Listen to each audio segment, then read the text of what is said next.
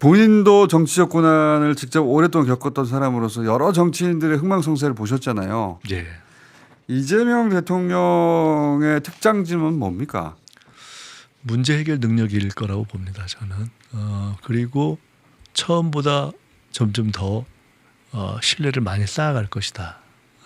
이렇게 생각하고 그다음에 이게 정치를 하면서 우리도 제가 말씀드렸지만 동갑이고 같은 학번이잖아요. 근데 이게 제가 더 나은 점을 인정하고 그렇지 않으면 그 리더십을 인정하기가 어렵잖아요. 맞아요.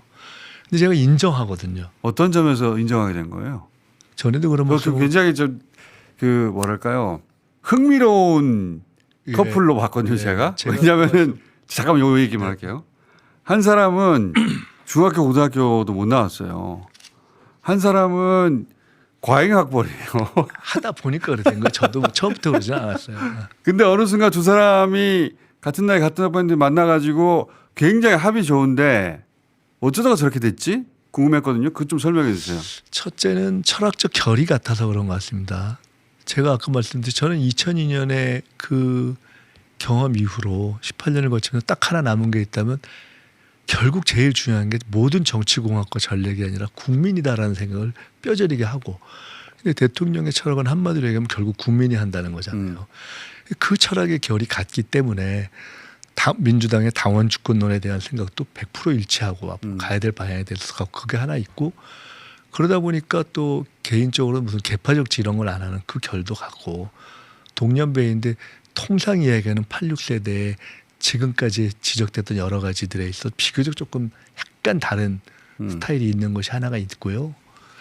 근데 이제 더 중요하게는 제가 그런 선상에서 쭉 일을 하면서 합을 맞추면서 제가 리더십을 인정하는 이유는 이 사람이 리더가 맞다라고 인정한 게 어떤 대목이세요? 제가 김대중 대통령 때 꼭 상의를 안 드렸는데 지나고 나면 판단이 비슷했다 하는 느낌을 가질 때가 많았어요. 그래서 제가 이재명 대통령께 그런 걸 많이 느끼거든요. 전혀 어떤 거는 큰 틀만 논의하고 디테일 서로 얘기를 안 했는데 서로 같은 판단을 한 경우를 많이 뒤에 본 거예요. 거의 동시에 같은 얘기로. 그런데 제가 왜 리더십을 인정하냐. 저보다 판단이 빠르고 저보다 결정이 신중해요. 신중한데 어떻게 빠르죠?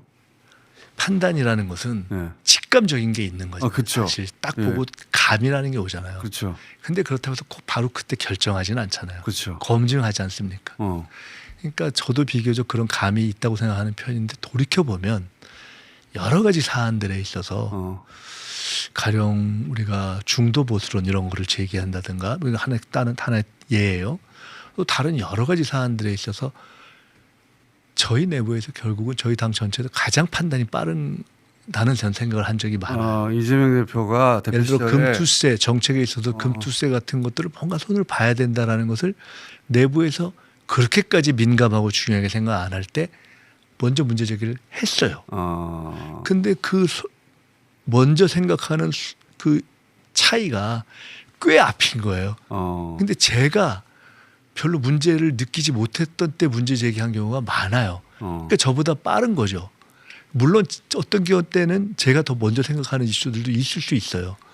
근데 그런 중요한 이슈들에 대한 본능적인 직감이 빠른 경우가 많고 근데 최종 결정을 하는 데 있어서 저도 비교적 신중하게 하려고 좀 저도 꽤 보수적인 판단을 하는 사람이거든요.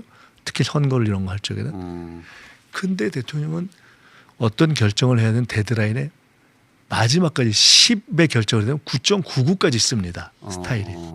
풀로 마지막까지 쓰고 또 하나는 늘 소위 레드팀을 두는 게 습관이 돼 있는 분이에요. 그래서 꼭 하고 자기가 듣고 싶은 얘기만 듣는 게 아니고 항상 레드팀을 지정하고 꼭 레드팀을 이야기를 마지막에 청하고 가급적 토론이라는 게 일방화되지 않도록 하는 분위기를 만드는 것의 중요성을 아는 분이에요. 근데 저는 그것이 어떤 과정을 통해서 저분이 저런 식의 리더십 스타일을 익혔지 하는 것을 생각해 볼 때가 있는데 어쨌든 성남과 경기도지사 도정을 통해서 그런 걸 한 것이고 노랑 많이 당했으니 그런 것도 있죠.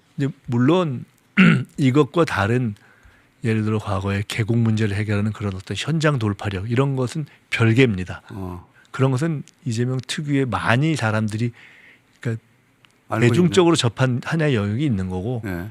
제가 말씀드린 제가 지켜보면서 어. 가까이서 본 다른 영역인 거죠. 이건 어. 오히려 조금 더 실제로 리더십이 높은 차원에서의 얘기, 최고 지도자로서의 걸 보면서 감이 빠른데 감이 빠른데 최종 결정을 늦게 신중히 하는. 하고 레드팀의 걸 꼭 듣고 그 사실은 어렵거든요. 그게. 어렵죠. 어려워요. 이건 많이 사람들의 결정 과정을 보는데 마지막까지 시간을 풀로 쓰기가 어렵습니다. 어.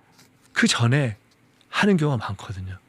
근데 그 마지막까지 쓴다는 것의 의미는 마지막까지 자기 판단을 열어놓는다는 뜻이에요. 어.